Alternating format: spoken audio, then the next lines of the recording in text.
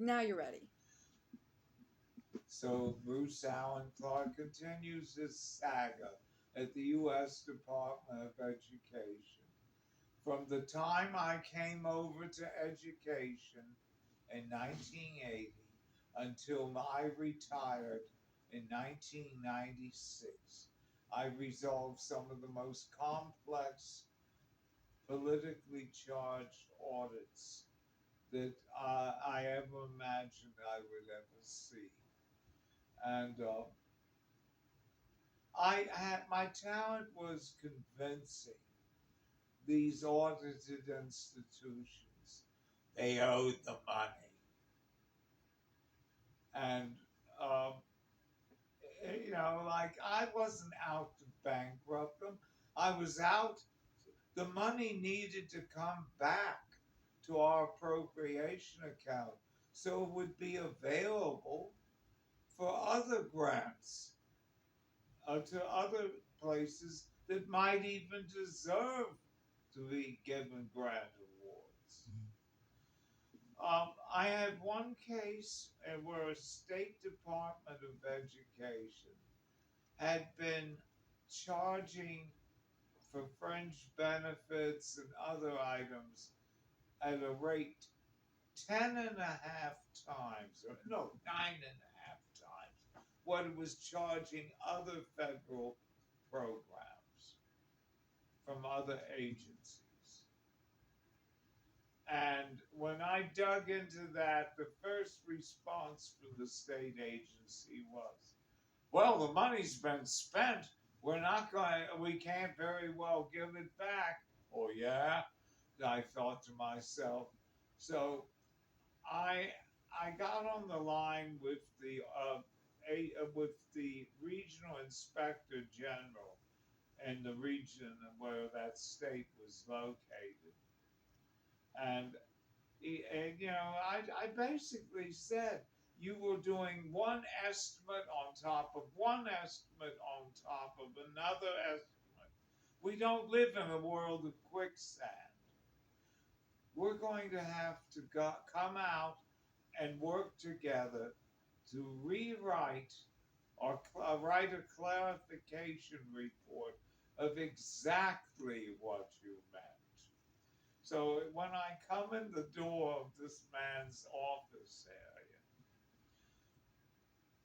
he hears my voice. It's Bruce. I'd know that voice anywhere. And then I ask him some very specific questions. And guess what he says? You're trying to chisel this case like it's Mount Rushmore. And I said, yes, I am.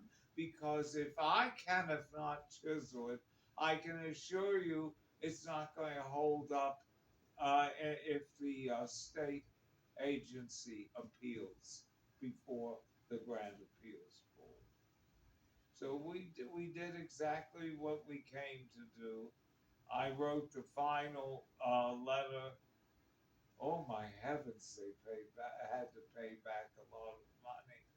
And I appeared at the hearing of the Education Grant Appeals Board. You just didn't fire a letter off. You had to back up what you did in the files and in person. You were on the grill. I did it for 16 years, longer than most people do that kind of work. Hmm. It took a lot out of my health. And so that in 1996, they offered an early out. I, I had I had the years, and I was 53 years old. I'd worked 26 years. I felt like I'd been shot out of a cannon quite often.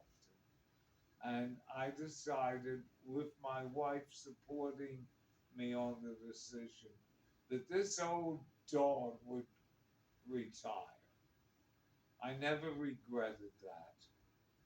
2 years later, I had two um, appointments in another principal operating compartment component of my department.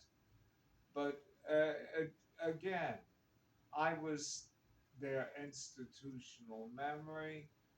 I, I, I, I was good at what I did, but it began to wear me down. And finally, I just plain resigned. I had my retirement, and I got my next. I'll tell you in a few minutes about the next chapter of my working life.